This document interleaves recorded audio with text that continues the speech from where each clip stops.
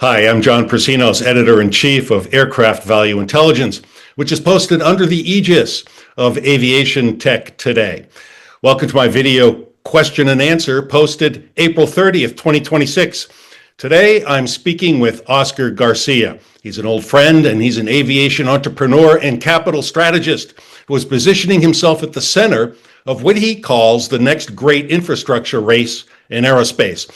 Oscar is the chairman and CEO of InterFlight Global Corporation and leads IFG Capital's high-speed flight group, where his focus is less on the engineering of supersonic and suborbital travel and more on the capital structures that will determine who owns and who operates these future networks. Oscar argues that high-speed aerospace transportation is no longer a technical question, but a financial and strategic one. The real battle, he says, is over who will control the rails of a projected $100 billion plus market as institutional capital begins to shape the sector, much the way it has in the space economy. Oscar, great to see you again. Welcome. Thank you very much, John. And indeed, it's been a while since we speak, but in the last 5 years, I think we have seen some massive changes in the aerospace and space industry panorama. So I'm very excited to share with you some of our views. Yeah. Let's dive right in. You have a lot of expertise I want to tap. You make a bold claim that high-speed flight is no longer a technology problem, but an infrastructure and capital allocation problem. What has changed recently that gives you confidence we've crossed that threshold? Excellent. That's a great point. A few things have happened. Actually, we have to go back almost a couple of decades after the grounding of Concorde in 2003. Industrial push to replace the supersonic technology that the world accepted for almost 4 decades. So this technological background, that almost two decades of technological advancement on both propulsion and airframes and the capabilities of what could be a Concorde 2.0. And that has been happening behind the lines, under the visible line. So come 2026, where we are today, I'm confident to say that the technologies required for a supersonic or even a hypersonic vehicle exists and is already at readiness levels that could be pushed beyond demonstration into industrialization. That's what I mean by technology readiness. Now, what has happened is that technology has not been in lockstep with infrastructure and programmatic capital developments and capital infusions in the tens of billions of dollars. So we have a mismatch here. Technology is ready, infrastructure and programmatic tens of billions of capital are not ready. They're available, but not ready yet. Now, you draw a parallel to the space economy where early capital is effectively deciding who owns the rails, so to speak. What are the specific lessons from space that investors and aviation players are either applying or still missing? Well, there is one lesson, a tough lesson, that we are all going through in the space industry. The appetite for space launch is starting to exceed the thousands of launches a year. Yeah. Our infrastructure cannot even accommodate 1,000 as it exists today. But we have to learn one lesson about high-speed transportation coming up in the future is the long lead items, infrastructure, spaceports, airports, high-speed ports need to be put in place so we don't get caught like the space industry. Right now, there's a big bottleneck. Right. There's more demand for launch vehicles than infrastructure available with spaceports. So one lesson learned, let's deploy infrastructure capital, let's commit. And I'm not saying deploy the hundreds of billions required, but let's commit the funds available 5-10 years in advance as these supersonic and hypersonic vehicles come into play. You know, you project a $100 billion plus market by 2030, with suborbital alone accounting for more than $50 billion. What are the underlying revenue streams that make that scale realistic?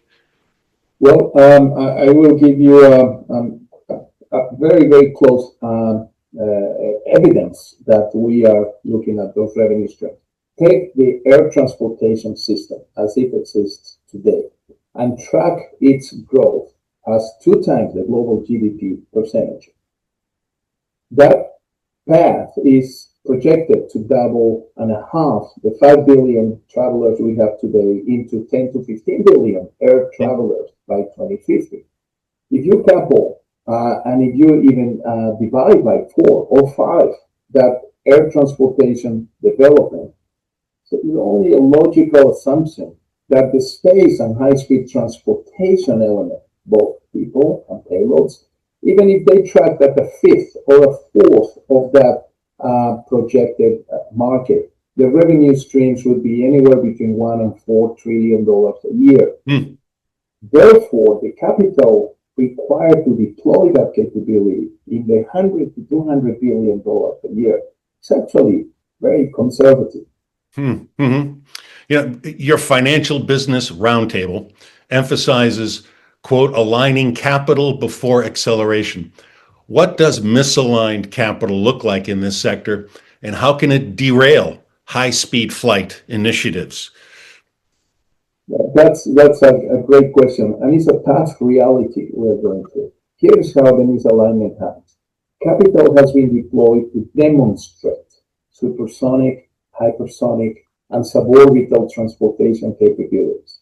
Companies like Boom, companies like Hermes, companies like SpaceX have demonstrated supersonic, hypersonic, and suborbital capability to move anywhere around Earth in 1 hour.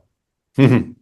What has happened is that from demonstration to industrialization and the proliferation of those demonstrations, the capital is being caught off guard because that goes from single-digit billions into double-digit billions, even triple-digit billions of capital that needs to be deployed. So from demonstration to industrialization, the gap of capital availability is what I call the misalignment. Our financial business roundtable, which involves decision makers of capital with capability to deploy in the billions, tens of billions, or even hundreds of billions, intends to show capital how these technologies are ready, how they are being demonstrated, and how quickly they need to proliferate into a mass transportation business. For that reason, we are aiming to have a commitment of $100 billion or more by the end of the decade. You described this moment as a narrow window where fewer than 50 participants could shape the entire market. What kind of players are you trying to bring into that circle? Traditional aerospace firms, private equity, sovereign funds, or new entrants?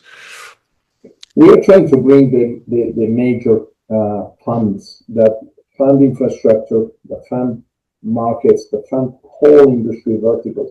We are talking about the BlackRocks, KKR, Vanguards, Main Streets, Nova Capital, entities that are familiar with 10, 20-year horizons and with tens, if not hundreds of billions of dollars of committed capital. We're not asking entities to deploy the capital or make it available immediately. We're looking at programmatic 2 decades of commitment. But the starting point is $100 billion in committed capital between now and 2030, and the names of the entities are fundamentally U.S. funds, hedge funds, and infrastructure project finance fund.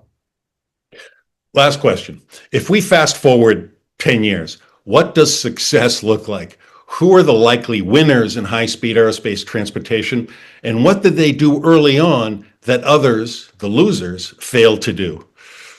Well, there are 2 winners. By 2036, imagine we fast forward our clocks and we're here. I would say, John, here's what's happening.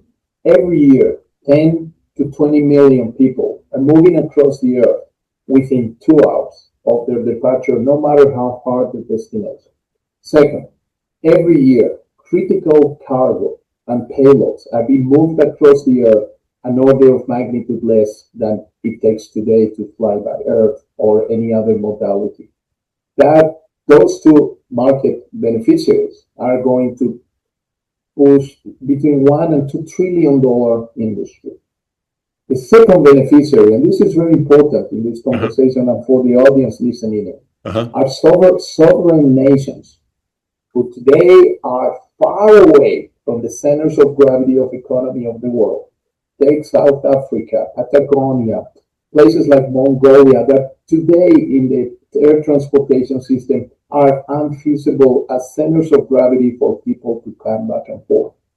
There is going to be a massive relocation and restructuring of Earth's centers of gravity for socioeconomic development.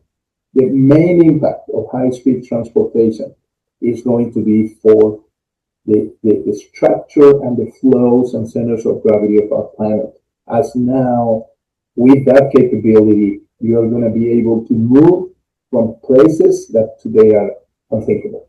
If I were a real estate developer, I'd pay a lot of attention to what I just said. Fascinating. I've been speaking with Oscar Garcia. He's a visionary entrepreneur.